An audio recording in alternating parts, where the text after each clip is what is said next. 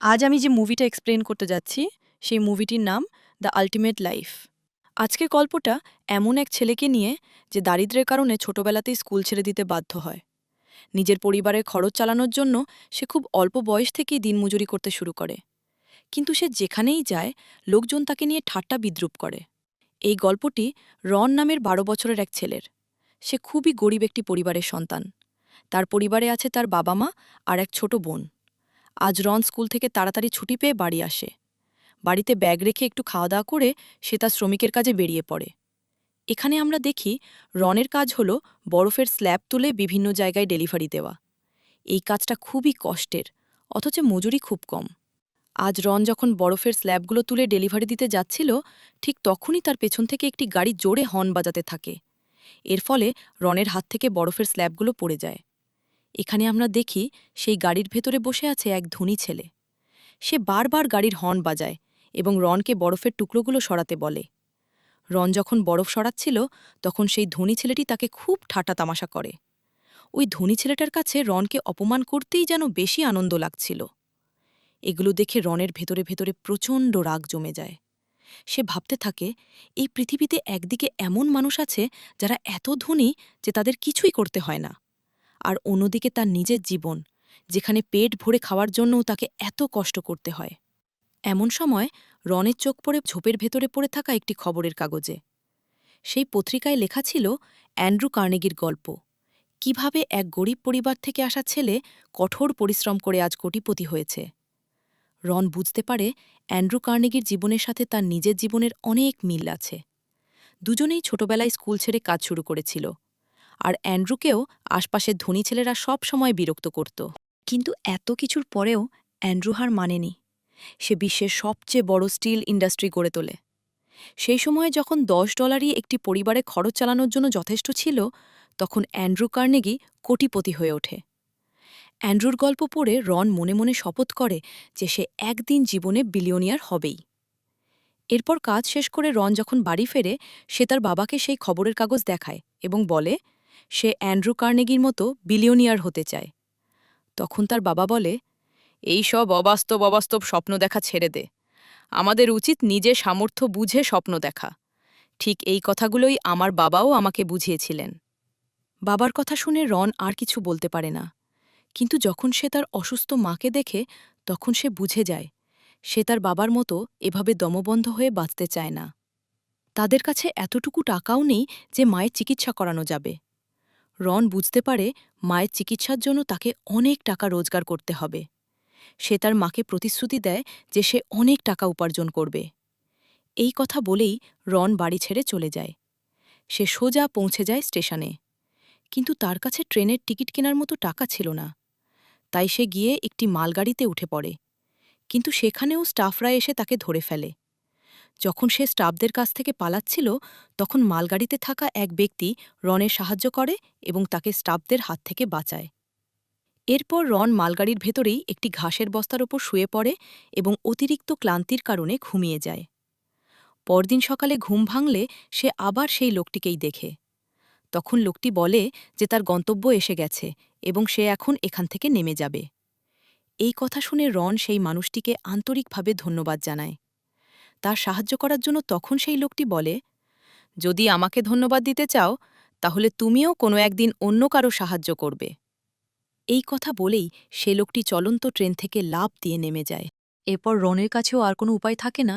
সেও চলন্ত ট্রেন থেকে লাফ দেয় এবং কয়েকজন লোকে পেছনে পেছনে চলে যায়।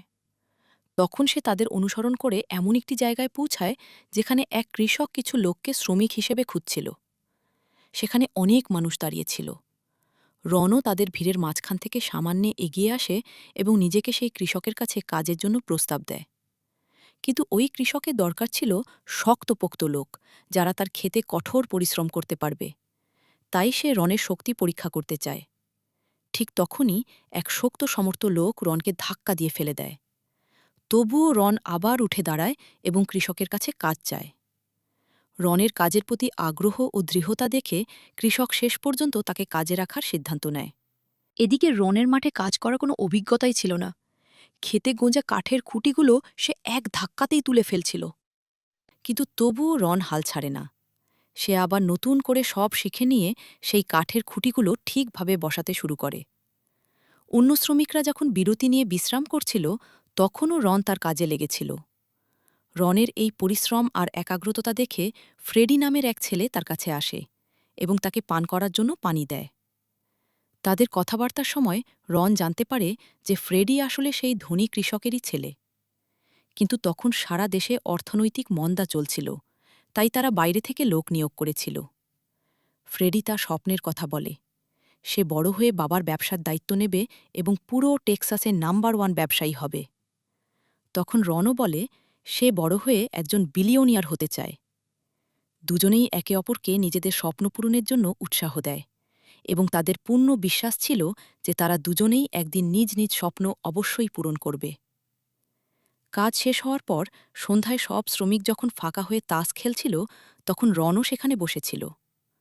তাদের তাস খেলতে দেখে রনের উপলব্ধি হয় যে এইভাবে দিনমজুরি করে সে কখনোই ধনী হতে পারবে না, আর তার জীবনও ঠিক এই শ্রমিকদের মতোই শেষ হয়ে যাবে। তখন রন সেখান থেকে চলে যায়। চুপচাপ সেই ধনী কৃষকের বাড়িতে পৌঁছে তাকে জিজ্ঞেস করে, স্যার, আমি কিভাবে আপনার মতো ধনী হতে পারি? তখন কৃষক রনকে বলে, ধনী হওয়ার কিছু শর্ত আছে, আর সেগুলো পূরণ করতে হয়। যদি সত্যিই সফল হতে চাও, তাহলে সবার আগে তোমাকে নিজের আশপাশের মানুষের জন্য একজন লিডার হতে হবে। তবেই তুমি সত্যিকারে সফল হতে পারবে। এই কথা শুনে রন কিছুক্ষণ চিন্তা করে এবং কৃষককে বলে, স্যার, যদি আমি আপনার কাজ সময়ের আগেই শেষ করে দিতে পারি, তাহলে কি আমাকে বেশি টাকা দেবেন? কৃষক হেসে বলে, হ্যাঁ, সেটা সম্ভব।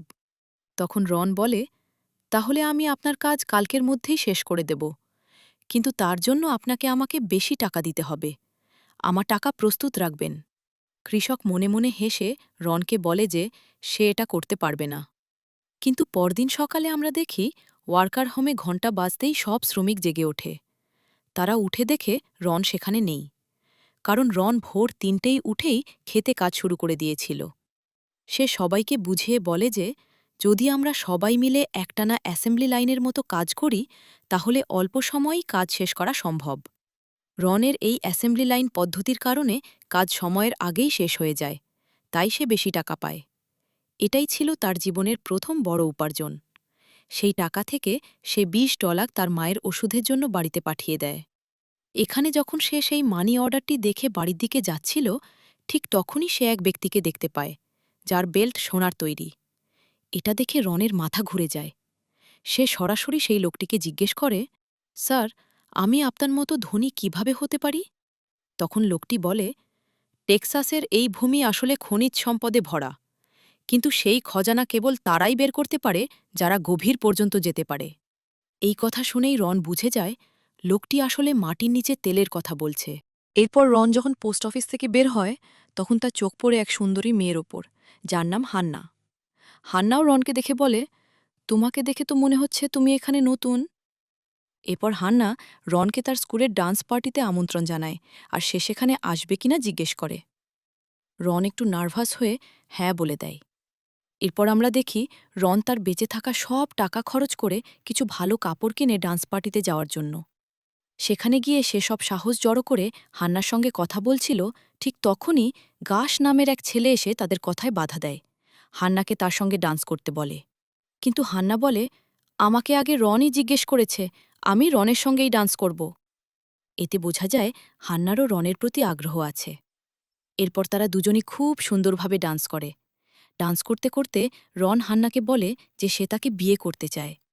কিন্তু হান্না বলে, আমার বাবা কখনোই আমাকে একজন অশিক্ষিত ছেলের সঙ্গে বিয়ে করতে দেবেন না। পরদিন হান্না রনকে সঙ্গে করে স্কুলে নিয়ে যায়। কিন্তু সেখানেও এক ধনী ছেলে রনকে অপমান করে, সাথে হান্নাকে এটাও বলে, শেষ পর্যন্ত তুমি এই ছেঁড়াফাটা লোকটার সঙ্গে ঘুরছ কেন? এই কথা শুনে রন খুব রেগে যায় আর বলে, যাকে তুমি ছেঁড়াফাটা বলছ সে একদিন বিলিয়নিয়ার হবে, তাই কথা বলার সময় সাবধানে বলো। হান্না রনকে পছন্দ করলেও তাকে বলে, আমার বাবা কখনোই এমন ছেলের সঙ্গে আমার বিয়ে দেবেন না যার কোনো ডিগ্রি নেই। এই কারণেই সে রনকে স্কুলে নিয়ে আসে। হান্না প্রিন্সিপালের সঙ্গে কথা বলে রনকে এডিটর হিসেবে চাকরি দেওয়ার জন্য। কিন্তু প্রিন্সিপাল বলে, তুমি তো নিজের স্কুলই শেষ করনি, তাহলে আমরা তোমাকে চাকরি দেব কিভাবে? এর উত্তরে রন বলে, স্কুলে গেলেই সবকিছু শেখা যায় এমনটা নয়। যা কাজ আমি নিজে নিজেই শিখতে পারি, আমার স্কুলের দরকার নেই। পৃথিবীতে এমন অনেক মানুষ আছে যারা স্কুল কলেজে যায়নি, তবুও তারা নিজেদের ক্ষেত্রে খুব সফল হয়েছে। আমি স্কুল ছাড়াই বই পড়ে সবকিছু শিখতে পারি।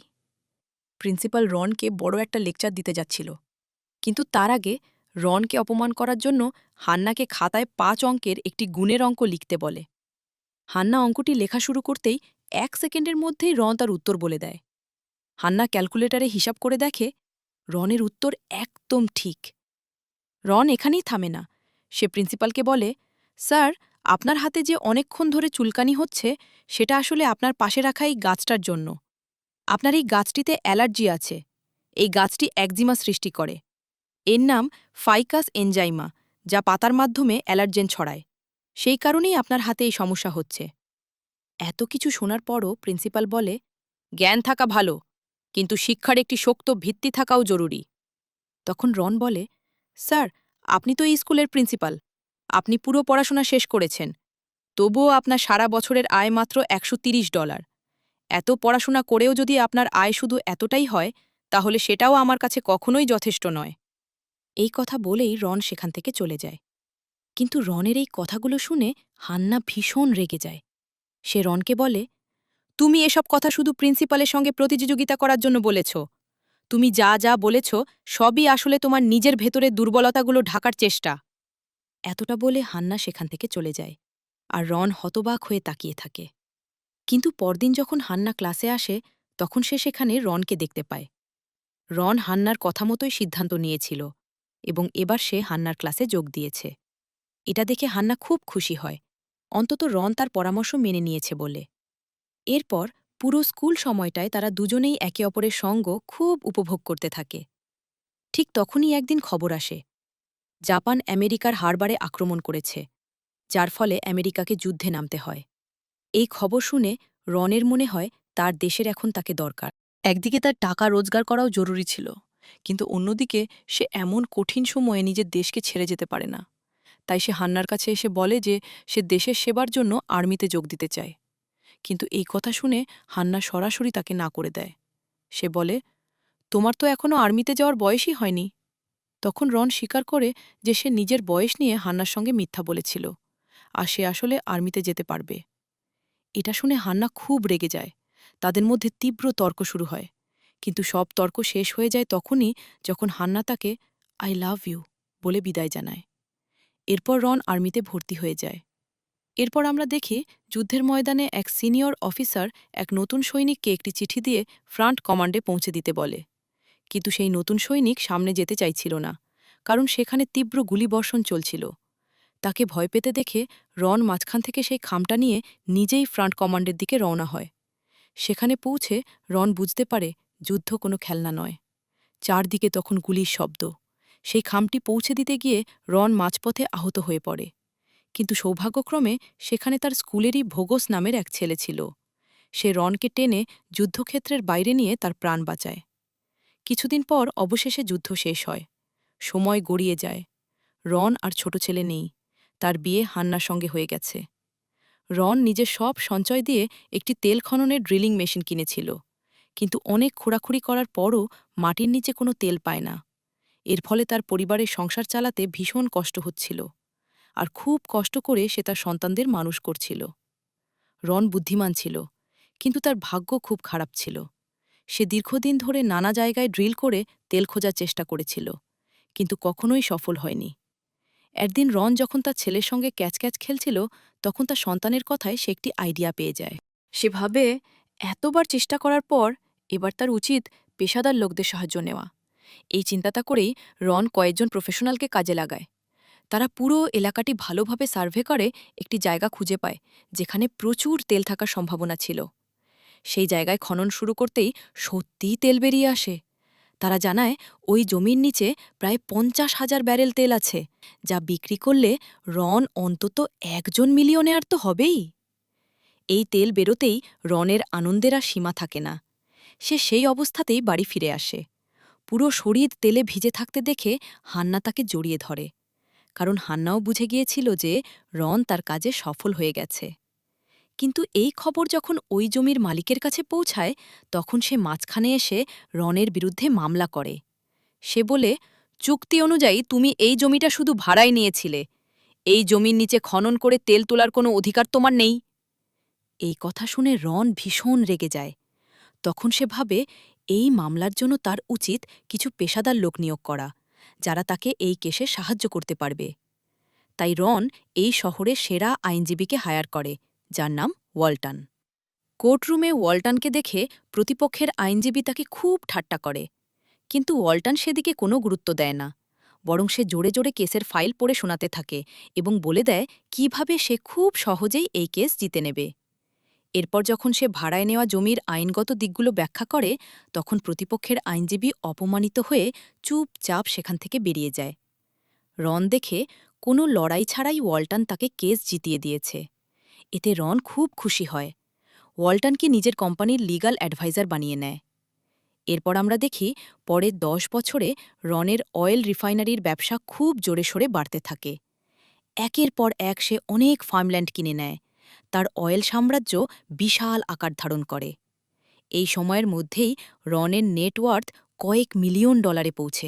কিন্তু যতই রনের ব্যবসা বাড়তে থাকে ততই তার পুরো মনোযোগ শুধু ব্যবসার দিকেই থাকে। এর ফলে সে তার পরিবারকে সময় দিতে পারছিল না। এখন যেহেতু পরিবারের হাতে প্রচুর টাকা ছিল, তাই রনের সন্তানরা ধীরে ধীরে বিগড়ে যেতে শুরু করে। তারা শুধু টাকার জন্যই রনের কাছে আসত, কিন্তু এসব নিয়ে রনের কোনো মাথা ব্যথা ছিল না। সে শুধু আরও বেশি টাকা কামাতে চাইত, যাতে একদিন সে পুরো দেশে একজন বিলিয়নিয়ার হিসেবে পরিচিত হতে পারে।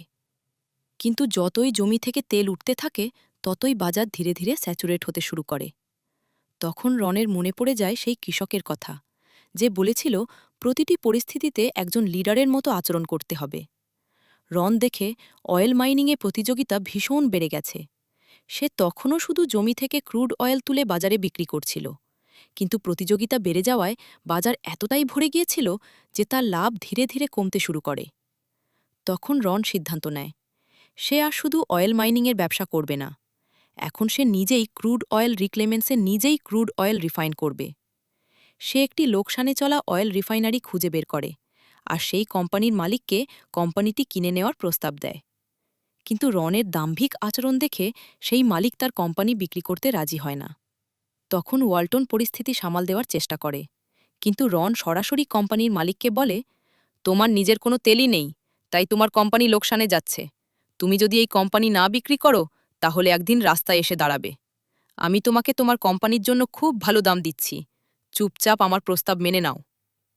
রনের এই অহংকারী আচরণ দেখে কোম্পানির মালিক বলে, আমার সিদ্ধান্ত তুমি বাড়ি পৌঁছে নিজেই জানতে পারবে। এরপর রন আর ওয়াল্টন তাদের হোটেল রুমে ফিরে আসে। কিন্তু সেই সিদ্ধান্তের অপেক্ষায় ২ সপ্তাহ কেটে যায়, তবুও কোম্পানির মালিকের পক্ষ থেকে কোনো জবাব আসে না। এরপর একদিন ক্রিসমাস আসে। তখন ওয়াল্টন রনকে বলে তাকে তার পরিবারের সঙ্গে ক্রিসমাস উদযাপন করার জন্য বাড়ি যেতে হবে। কিন্তু অন্যদিকে রনের কাছে এই রিফাইনারি পাওয়াটাই তখন সবচেয়ে বেশি গুরুত্বপূর্ণ ছিল। তাই সে একাই সেই কোম্পানির মালিকের সিদ্ধান্তের অপেক্ষায় থাকে। সৌভাগ্যক্রমে পরদিন সেই কোম্পানির মালিক একটি খামে করে তার সিদ্ধান্ত লিখে রনকে দিয়ে যায়। সেই খাম অনুযায়ী কোম্পানির মালিক তার কোম্পানি রনের কাছে বিক্রি করতে রাজি হয়ে যায়। রন যখন তাকে জিজ্ঞেস করে, আপনি যদি শেষ পর্যন্ত কোম্পানি বিক্রি করতেই চেয়েছিলেন তাহলে এত সময় নিলেন কেন? তখন কোম্পানির মালিক বলে, আমি শুধু তোমার আন্তরিকতা পরীক্ষা করছিলাম। এরপর রন যখন সেই অয়েল রিফাইনারি কোম্পানিটি অধিগ্রহণ করে তখন খবরের কাগজে খবর বের হয় যে রনের কোম্পানি এখন $1 বিলিয়ন সাম্রাজ্যে পরিণত হয়েছে। সেই খবর পড়ে রনের নিজের শৈশবের কথা মনে পড়ে যায়, যখন সে প্রথম বিলিয়নিয়ার হওয়ার স্বপ্ন দেখেছিল। নিজের স্বপ্ন পূরণ করে রন ভীষণ খুশি হয়। কিন্তু এরপর যখন সে চারপাশে তাকায় তখন দেখে তার আনন্দ ভাগ করে নেওয়ার মতো আশেপাশে কেউই নেই। ঠিক তখনই হোটেল রুমে তার জন্য একটি ফোন আসে, যা তার স্ত্রীর কাছ থেকে। তার স্ত্রী রনকে জানায় যে বাড়ি ফেরার পথে ওয়াল্টনের একটি ভয়ঙ্কর গাড়ি দুর্ঘটনা হয়েছে। রন যখন হাসপাতালে পৌঁছায় তখন জানতে পারে সেই দুর্ঘটনায় ওয়াল্টনের ২টি কিডনিই ক্ষতিগ্রস্ত হয়েছে। এখন ওয়াল্টন বেঁচে আছে শুধু এই আশায় যে কোথাও থেকে একটি কিডনি ডোনার পাওয়া যাবে। নিজের বন্ধু ওয়াল্টনের এই অবস্থা দেখে রন সিদ্ধান্ত নেয় সে নিজের একটি কিডনি ওয়াল্টনকে দান করবে। এই সময় রন তার ডায়েরিতে জীবনে পাওয়া সব কিছুর জন্য কৃতজ্ঞতা প্রকাশ করতে থাকে। তার মনে পড়ে যায় সেই বৃদ্ধ লোকটির কথা। যদি সত্যিই ধন্যবাদ দিতে চাও, তাহলে অন্য কারো সাহায্য করেই এই জীবনের প্রতি কৃতজ্ঞতা প্রকাশ করো। রন তার ডায়েরিতে সে সব বিষয় লিখতে শুরু করে, যেগুলোর জন্য সে জীবনের কাছে ভীষণভাবে কৃতজ্ঞ। এই অভিজ্ঞতার মাধ্যমে রন বুঝে যায় জীবনের আসল অর্থ কী। হাসপাতাল থেকে সুস্থ হয়ে ওঠার পর রন তার সব সন্তানকে নিয়ে একটি পারিবারিক বৈঠক ডাকে। সেখানে সে ঘোষণা করে যে সে তার সমস্ত সম্পদ দিয়ে একটি চ্যারিটি অর্গানাইজেশন শুরু করতে যাচ্ছে, যাতে সাহায্যের প্রয়োজন থাকা মানুষদের সহায়তা করা যায়। রন তার প্রতিটি সন্তানকে $101,000 করে দেয়, যাতে তারা এই চ্যারিটি অর্গানাইজেশনের অংশ হয়ে প্রথমেই মানুষদের সাহায্য করতে পারে। কিন্তু টাকা হাতে পাওয়ার সঙ্গে সঙ্গেই তার সব সন্তান নিজেদের মধ্যে আলোচনা শুরু করে, এই টাকা দিয়ে তারা নিজেদের জন্য কি কি কিনবে। এই দৃশ্য দেখে রনের খুব খারাপ লাগে। কিন্তু ঠিক তখনই তার সবচেয়ে ছোট ছেলে এসে সেই $100,000 রনকে ফিরিয়ে দিয়ে বলে, ড্যাড, এই টাকা দিয়ে আপনি গরিব মানুষদের সাহায্য করুন। এটা দেখে রন খুব খুশি হয়। আসলে রন এই টাকা দিয়ে তার সন্তানদের একটি পরীক্ষা নিয়েছিল। এরপর রন তার সবচেয়ে ছোট ছেলেকেই নিজের পুরো কোম্পানির মালিক বানিয়ে দেয়। সবশেষে আমরা জানতে পারি এই গল্পটি আসলে এক বিলিয়নিয়ার জন ডি রকফেলারের, যাকে সারা পৃথিবী কিং অফ অয়েল নামে চেনে। আর এখানেই এই গল্পের সমাপ্তি। আপনার কেমন লাগলো এই গল্পটি? কমেন্টে অবশ্যই জানান। আবার দেখা হবে নতুন আরেকটি গল্প নিয়ে। ততক্ষণ পর্যন্ত সবাই ভালো থাকবেন।